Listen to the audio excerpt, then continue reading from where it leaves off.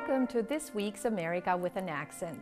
We started with Silent Night performed by the brass group of Lord of Love Lutheran Church here in Omaha.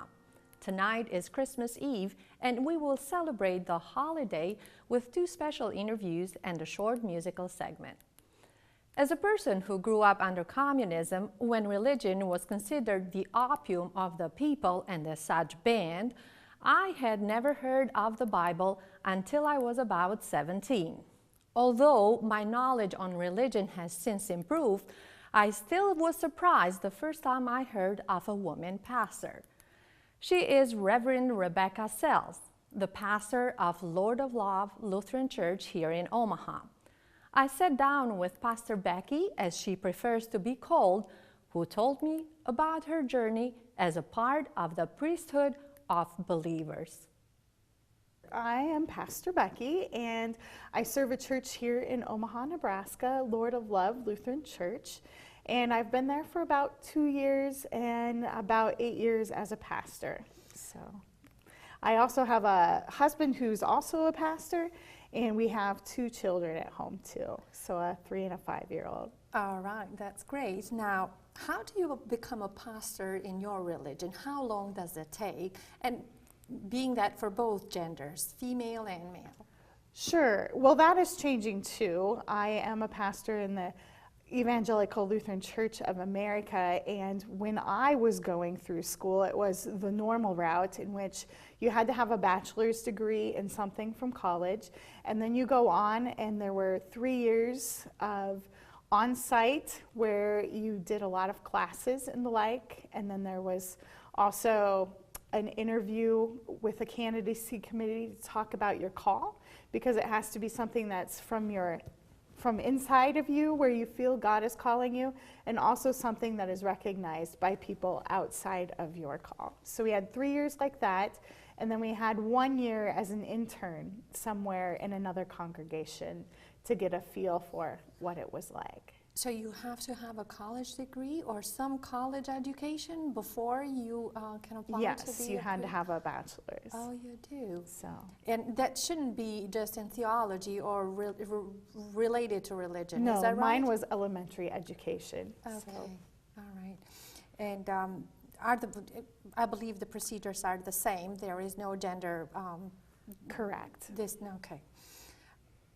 Does your religion put condition on marriage and childbirth? Let's say, I understand that you're married and Yes. you have kids, but let's say you need to be a pastor before you decide to start your own family. Is there any condition of that sort?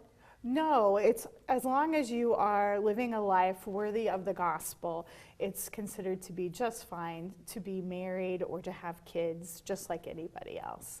And what is the highest rank in the hierarchy in your church? Okay, well, in the ELCA, we don't really have a hierarchy, so to speak.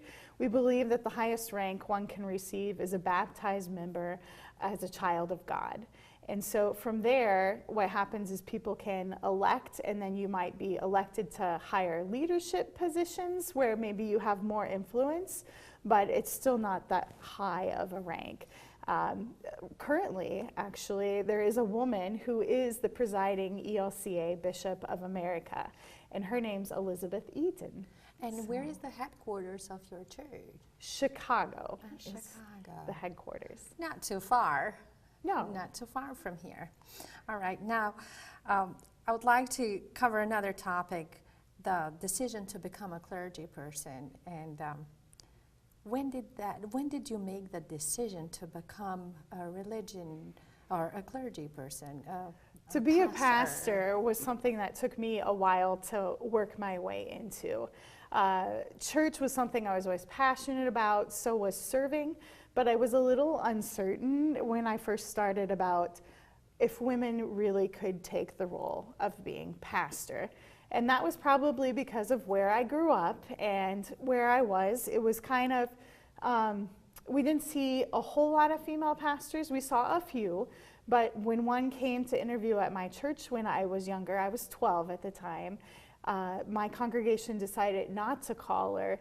And when I asked why, because I didn't see a problem, they're like, well, she's going to be out in the country by herself, and we don't really want her to be alone. And so I just felt like there was this little barrier maybe up about a woman being a pastor. So I wasn't sure about that. I wasn't sure about going on for more education when I was already serving people.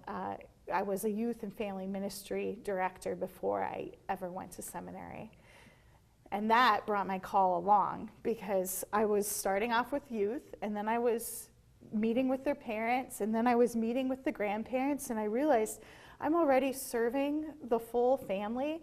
It's time for me to maybe go on and get some more education and take the next step to be a pastor. I understand that it's the service, but was there a specific moment that you really felt the calling of God to become a pastor in your youth service? Well, one of the holdups I had was I wasn't sure if I could actually do a funeral for somebody else. But when my dad passed away and I got up and spoke at his funeral, I said, okay, if I can speak at my own dad's funeral, I could do this for somebody else. And what was the reaction of your friends and family, of your circle, when you said that, you know what, I would like to become a pastor? Was there support? Yeah, I think so. I think there was some surprise, but a lot of people knew me, and it just kind of seemed like a natural progression I was leading in. So it was okay. Right. And how do you balance between church and family? It seems like you have a full schedule. Yeah, it's very busy, and especially at the holidays where people usually spend more time with their family. My family actually suffers a little bit on that. But I figure if God has truly called me to be a pastor and He's called me to be a mother, then there's a way that this is all going to work, and trust in the balance. You said, I would like now to cover a little bit of the general practice. You said that there was a moment when you were very young that the acceptance of a woman pastor was not that welcomed in your community. How about now? Do they accept you? How can you tell us a little bit more about that? To me, Pastor Becky, I didn't know about Bible until I was 17. I grew up under communism. So just learning about different religions, it's wow. And then meeting a woman pastor is something totally new. So, and it's not just me that was surprised. Your community at first had a little bit of resistance to the role of a woman pastor. How about now? Sure. I would say now, especially where I'm at, I'm not the first female pastor they've had. They've had several, so me being a woman pastor is not something surprising for them. But there are places where I have gone where I have been the first woman pastor in that area. And they'll even say, some of the guys would, you know, I'd really prefer a male pastor because that's what I've always had. And so they'll say things like that, but they're like, but you're okay. Do they tell you why do they have that reaction? Is the stereotype? Is the way you speak or your voice is not convincing enough? Or what's the resistance? I think it's just a change in tradition of what has always been, is always something that people struggle with. And so as females, that is something that happens too. I know there are colleagues who have had horrendous things said to them that you wouldn't expect anybody to say to a male pastor, such as, wow, you're looking good today, pastor, or something like that. So there is some of that happens, but we are changing slowly but surely. And you're pretty comfortable in your new congregation? Yes, I absolutely love it. How big is your congregation right now, your church? Our average worship attendance is about 138 a week, and then we have probably about 325 baptized members. Is that an average size, or when you compare with other churches in the area?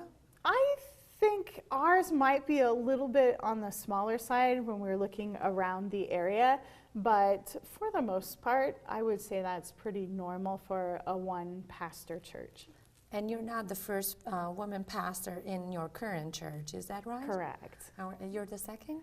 They've actually had a couple before me. A couple. So you are well accepted in the congregation. Yes. Now, Pastor Becky, I would like to ask you something that me as a person has always made me wonder. Do you offer confession sessions at your church?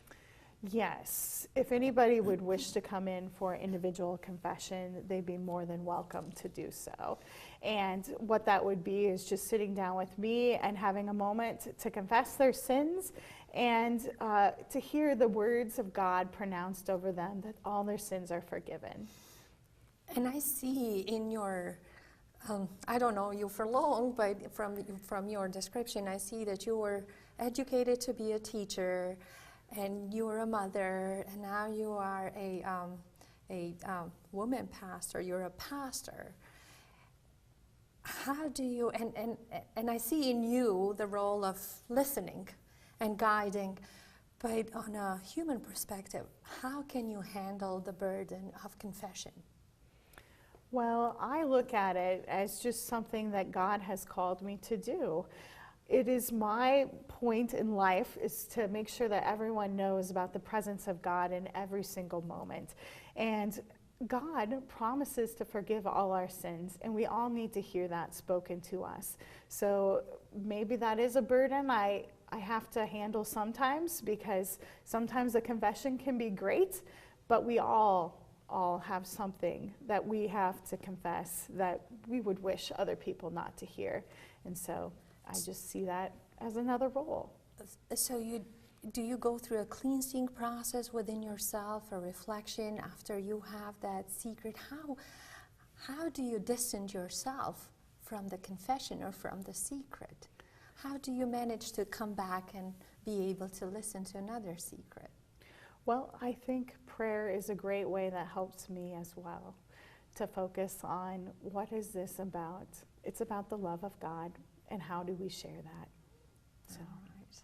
So you're able to forgive and move Yes. on. And you said that you confess that sometimes it is hard to let go of those confessions, right? Sure. Okay, we're all humans, aren't we? Sure. And since it is Christmas time, can you please share and confess with us what is your favorite part of our passage from the Bible? I have so many favorite. It kind of depends on the moment, but I guess the heart of the gospel for me really comes from John 3:16 and 17, where God so loved the world that he gave his only son, so that ever who believe in him may not perish but live. And then the next one is just like that. He didn't send the son to condemn the world, but so that the world could be saved through him. That's nice. What would be your message at this Christmas time to viewers of our program? It's about love coming down to us and the gift of God's grace being a light to all people who live in darkness. Thank you, Pastor Becky. And I was at your church last Sunday, and I really like the greetings at the end of the sermon or the Mass. Everybody got up and shook hands, and they greeted each other, "Peace be with you." Yes. I thought that was very peaceful, I would say, and honest. Yes, brothers and sisters in Christ. All right. Thank you, Pastor Becky, for being here today. Thank you. Merry Christmas. Merry Christmas.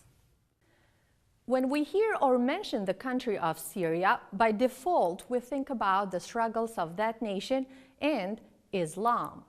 In fact, Syria is very diverse.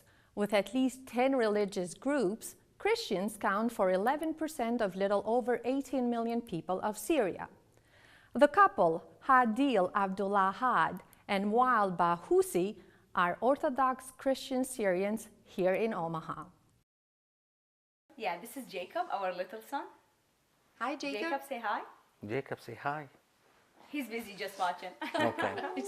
Okay. You belong we to are which church? we are a Syriac Orthodox, so it's one of the ancient churches, and we were the first group believe in Jesus by Antioch. So and we are like Aramaic. So, and we're talking Aramaic language, and it's the Jesus language. So it's so ancient and holy language, and we are so proud of it. Yep. And so our church, it's called the Syriac Orthodox Church. Unfortunately, we don't have a Syriac Orthodox Church here in Omaha, so we're attending the Greek Orthodox Church, and it's so close. How is to be living in the same city with people of different religion? I just want to know, was it peaceful to live in your city?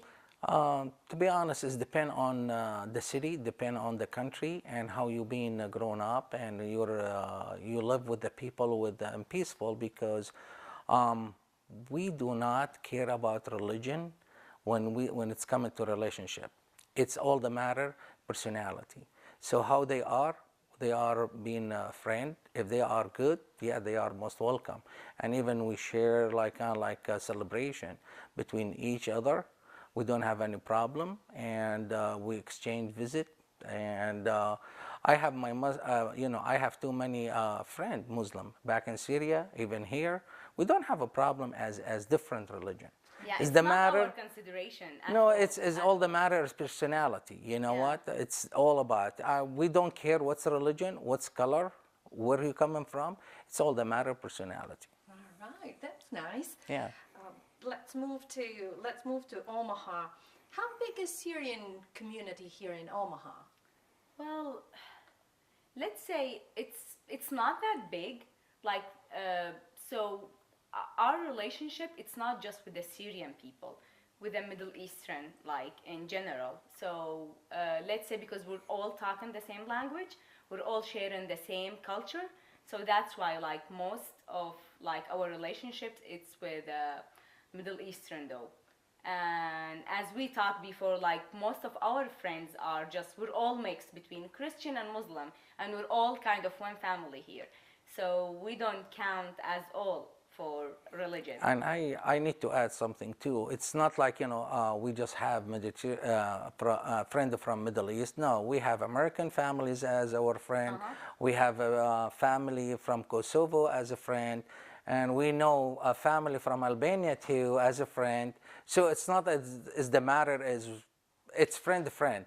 What is the tradition? How do you celebrate Christmas? Is it different from the way Christmas is celebrated here in the United States? There is a little bit of difference, okay, but in a common, it's like, we do decoration, we decorate the house, and we do the Christmas tree, and of course, the most likely, what I like about the Christmas back there is, I remember my dad used to have us to go to church first, and after the church is done, he's gonna take us to his oldest brother, so which is my oldest uncle, and we go back there, and they pass candy around. And in my time, we didn't have any present at that time, so they were passing money for the kids, not for everybody, just like for the kids. We're lucky though, yeah. having cash. Yeah, so we were kind of like after that, it's been from the day the Christmas till a New Year, it's just like exchange visit between a friend, family member, relatives, and we just go back and forth and celebrate during that 7 days. On 80s, we start having we call it Papa Noel, which is Santa Claus. So we were having a Papa Noel coming on a New Year Eve. So we didn't have a Santa on Christmas Eve as here. Let's stay right there. Which one was more celebrated, Christmas or New Year's back then? And how about now? Yeah, so Christmas, it's all about going to the church, then exchanging visits. But the main celebration, it's the New Year Eve, because it's it used to be as a big party, dancing, exchanging gifts for sure, and staying till early mornings, just dancing and having fun. And the New Year is most celebrated because all people celebrate. It's got nothing to do with the Christianity, because exactly. Muslim they celebrate, and all together. Why? Because it's just it's the end of the year. But Christmas is like specifically it's for Christian. So Yeah.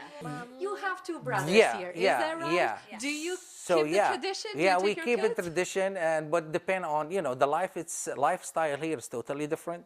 It's not like back there. So sometimes if you off that day, yeah, we take him. Sometimes if you're working, it's lifestyle totally involved in this. But yes, I do. I take them and we exchange the visit, change the gift, and sometimes they come in and having dinner with us here, or we go have a dinner with them. Yeah. So I'm trying to do my best. Yeah, and deliver to my kids, and just like kind of like let everything as before. Yeah, because we celebrate Christmas here at its usual here, which is the Christmas Eve and Santa coming in Christmas Eve, and in the Christmas morning we open all the presents though. Jake. Sure, like on Christmas, it's always about making, let's say, a roast beef. It should be like a big piece of meat. So usually we do lamb, so let's say like maybe a leg of lamb or like a roast beef, and it should be like rice on the side and like other appetizers. So, but the main meal, it should be like the leg of lamb or the roast beef. And for sure we do the stuffed grape leaves, and we do there is other traditional, we do the kibbeh, and it's kind of meatballs, it's a fried meatballs. And so a lot of like Middle Eastern food. And dessert? Baklava. For sure, Baklava? yeah, we do the baklava, we do the knafe, we do Klicha. ma'moul and klicha. So they are kind of cookies, but they are like Mediterranean cookies, all stuffed with pistachio or walnut. And we do serve on, so let's say after Christmas, after going to the church, and then you're going to exchange visits, so we serve a liquor with a Jordan almonds. And the liquor my mom used to make at home, and it's kind of a mix between the scotch and the sour cherries. Then we serve them on a shot glasses, just with a kind of like Merry Christmas, like with the Jordan almonds. So this is how it used to be. Unfortunately now, like no one making we call it ambariya, no one making ambariya anymore. So we're just having like Irish cream or something, just like shots or liquor, just like to feel like we're celebrating Christmas as back home though. You give her like the best topic question here is the menu. So it's gonna go on, and it will not be enough. Yeah. All right. Well, how do you say Merry Christmas in your language? Okay, so because we are Aramaic, so we said in Aramaic we said Eid Bricho. That's mean like Eid a holiday for you. And in Arabic we said Kil Sene wa Intum Salmin. That's mean like we wish you every year to be happy. So in too many different languages, but usually we say Eid Bricho or Kil Sene wa Intum Salmin. Eid Bricho. Aido Brijo. Yeah, Yes. this is the Aramaic. The Aramaic language. And in Arabic we said Kil Sene wa Intum Salmin. That's mean like we wish you every year to be happy. I'm going to say that in Albanian. Okay. Okay. Gëzuar Krishtlindjet. Oh. Okay. That's hard, tough on me. Merry Christmas. Merry Christmas to you guys too. Thank you. Thank you. Dear Andy, greetings from Omaha. Christmas is finally here. Cheers and joy and prayers and family and shopping and giving make for an unforgettable time of the year. In fact, I love fall and early winter in the United States. I call it the season of crescendo joy. Halloween, Thanksgiving, Christmas, and New Year's. Christmas, although a religious holiday, is more of an occasion for all to celebrate life, God, or what they love, appreciate family, show generosity. There is something magic about this time of the year, and even though some may say it sounds naive, it does give you hope for a brighter tomorrow. I now invite you to enjoy the magic of the season through the music of the brass and bells groups of the Lord of Love Lutheran Church here in Omaha. But before I let you do so, I would like to finish this correspondence with a wish that all members of Lord of Love wished upon each other at the end of a prayer on a recent Sunday Mass. Peace be with you and yours. Till next time, en Kayla.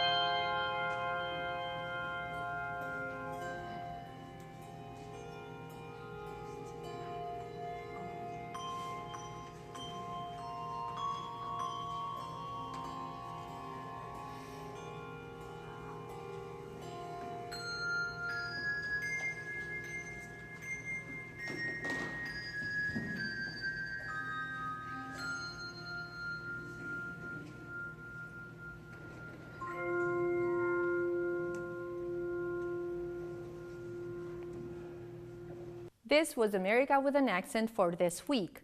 Hope to see you again next Monday here on KPAO or online at newamericansmedia.com, our Facebook page, and NAM YouTube channel. From all of us here at America with an Accent, New Americans Media, and KPAO TV, Merry Christmas.